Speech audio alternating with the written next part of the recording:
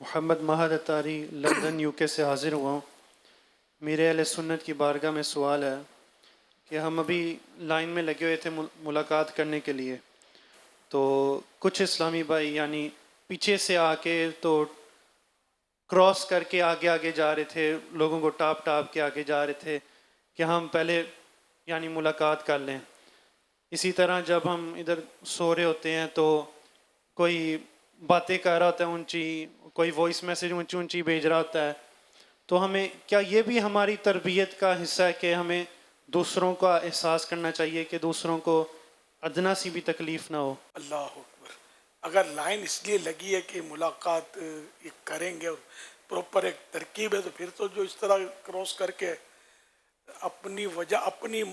مرضی سے جائے گا، وہ تو ایک طرح سے بندے کے حق تلف کر رہا ہے نا. کہ لوگ انتظار کر رہے ہیں، ایک لائن لگی ہوئی ہے اور یہ سسٹم بنا ہوا ہے، اب اس کو کراس کر کے تو جا نہیں سکتے. تو ان سب سے معافی اس کو مانگنی پڑے گی جو کراس کر کے گیا. ہمیں ہوائی جہاز سے جب اترتے ہیں نا ایئرپورٹ پہ، ہم کو یہ مسئلے ہوتے ہیں بعض اوقات لائن میں بغیر، تو پھر اس میں معلومات کی جو با اختیار ہوتا ہے اس معاملے میں، وہ مطلب اس طرح وہ جلدی ٹھپا لگوا دیتا ہے، تو وہ درست ہے. باقی یوں ہر آدمی بولے کہ ادھر گھس جاؤ لائن میں، ادھر گھس جاؤ، پھر بندوں کی حق تلفی کے مسائل تو ہوں گے اور دل آزاریوں کی صورتیں ہوں گی، تنفیر عوام کی صورت ہوگی. پھر مذہبی آدمی اس طرح گھسے گا تو لوگ جس کو ہم مولا ناؤں سے نفرت کریں گے، خلاف ہو جائیں گے نیک بندوں سے کہ یار یہ نیک صورت بھی اچھے نہیں ہوتے، لوگوں کو دل دکھاتے ہیں. پھر یہ بھی بڑی دکھ کی بات ہے کہ جب کچھ لوگ سوئے ہوئے ہیں تو دوسرے اگر باتیں کر رہے ہیں تو یہ ان کو سوچنا چاہیے، باتیں کرنے والوں کو، کہ کیا اس وقت مجھے باتیں کرنی چاہیے، اڑا اڑی کرنی چاہیے. بلکہ اگر دو سوئے ہوئے یا ایک بھی کوئی سویا ہوا ہے تو فون بھی آتا ہے تو اس کی گھنٹی بھی سلو رکھی جائے، یہ ایسی رکھی جائے جس سے اس کو تکلیف نہ ہو. اب ایک دم ٹڑنگ ٹڑنگ شروع ہو جائے تو بازو کی نیند بیچاروں کی کچی ہوتی ہے، آنکھ کھل جاتی ہے، پھر آپ ہیلو او کر کے وہ لگے ہوئے ہیں. بعض اوقات لوگ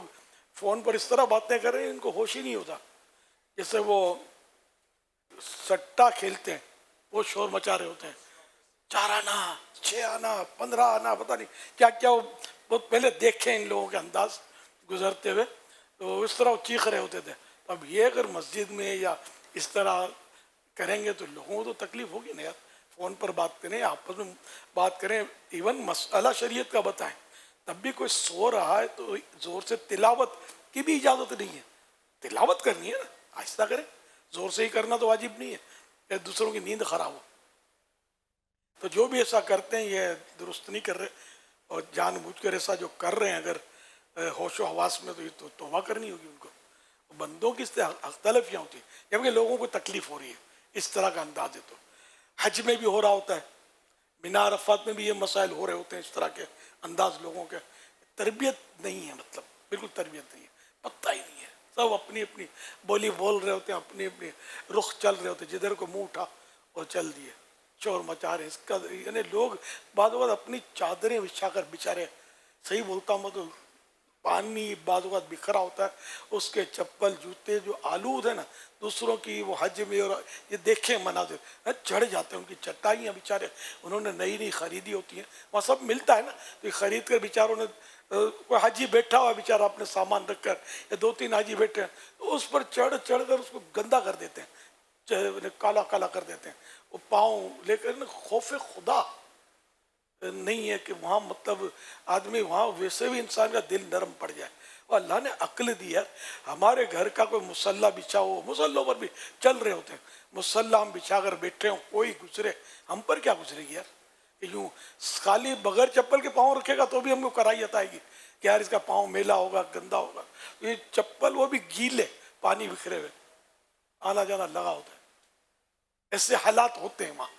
ہر وقت نہیں ہوتے لیکن ہوتے ہیں، خاص کر مینا شریف میں، مزدلفہ شریف میں. توبہ، بعض وقت اتنے حالات ایسے ہوتے ہیں، اتنے کنجسٹڈ معاملہ ہو جاتا ہے کہ پھر لوگ چل رہے ہوتے ہیں ایک دوسرے کی چیزوں پر، پہنے ہوئے کپڑے، پہنے ہوئے احرام پر بھی پاؤں رکھ دیتے ہوں گے.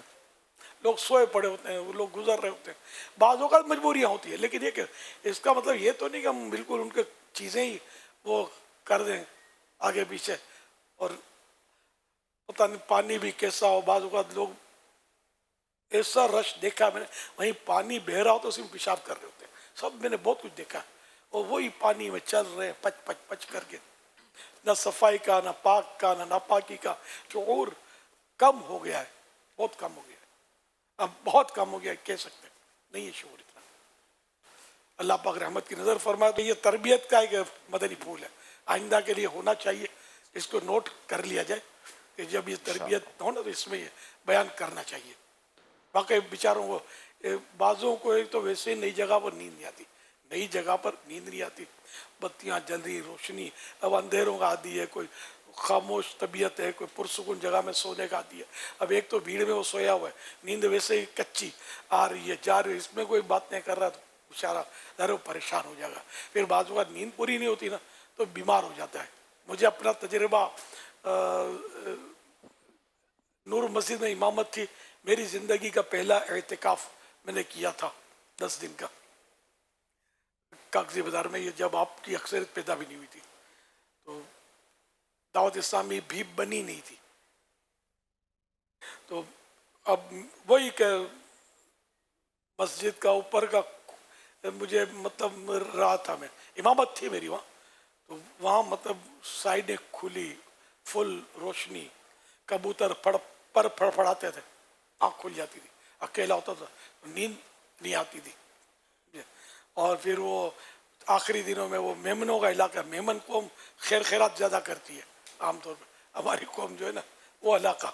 اب اس میں وہ مائک لے لے کر مدرسوں والے تو فقیر فقر آوازیں لگاتے ہوتے چندہ، اور تو میں تو سو نہیں پاتا تھا، میں آخر کار ہو گیا بیمار سمجھے، اب میں کیا کروں، بھاگوں، بخار آ گیا، الٹی ہوئی، اب میں بولا اب کیا کروں یار،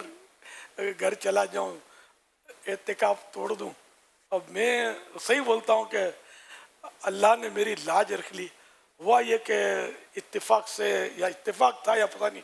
کیا ہوا، تو ہمارے مولانا قاری مصلح الدین صاحب رحمۃ اللہ علیہ میری کافی ان سے ترکیب، تو وہ تشریف لے آئے،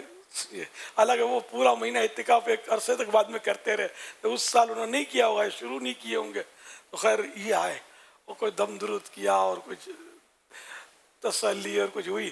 میں گھر نہیں گیا، اگر میں گھر چلا جاتا پہلا اعتکاف توڑ کے بیماری سے یا اس سے تنگ ہو کر، تو شاید یہ ایک مہینے کے اعتکاف کی جو دنیا میں بہاریں ہیں نا اس وقت دعوت اسلامی میں، دعوت اسلامی تو بعد میں بنی نا، شاید یہ کہ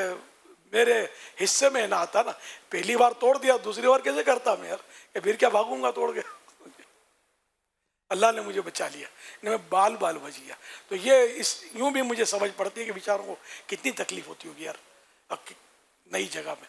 تو نہیں کرنا چاہیے، احتیاط کرنی چاہیے۔ یہ ارشاد فرمایا کہ جیسا آپ نے فرمایا کہ مسئلہ بھی نہیں بتانا چاہیے، ابھی جو ہے وہ خصوصی مدعی مذاکرہ چل رہا ہے، اگر یہاں کوئی پیچھے سو رہے ہوں تو ہمارا تو ذرا ساؤنڈ سسٹم سارا لگا ہوا ہے، اس کا ہاں تو کیا ہو؟ پہلی سب میں جماعت کا ٹائم ہو گیا، کوئی سوئے گا اس کو مسئلہ سمجھائیں گے کہ یہ آپ کا ڈرائنگ روم نہیں ہے، آپ کا سلیپنگ روم نہیں ہے، بیڈ روم بھی نہیں ہے، تو جیسا موقع، ارے وہ تو ایسے موقع پر تو انڈرسٹوڈ ہے کہ مسجد کی جماعت تو ترک نہیں کی جائے گی، کوئی نہیں، چلو بھائی سب سوئے ہوئے، سب دوسری مسجدوں میں رک کرو، تو موقع محل کے حساب سے، لیکن جنرلی پبلک جو ستا تو رہی ہوتی ہے عام طور پر سونے والوں کو، یعنی کہ لاشعوری میں مسئلہ پتہ نہیں ہوتا، احساس نہیں ہوتا، بالکل مطلب اتنا مائنڈ نہیں ہوتا ان کا، کر رہے ہوتے ہیں، بہت کچھ کر رہے ہوتے ہیں، احتکاب میں کم تجربے اپنے ہوئے، احتکاب میں اتنی مطلب بعض اوقات حساب کتاب کر رہے ہوتے ہیں کہ بس، تو سمجھاتے رہتے ہیں ہم لوگ موقع سے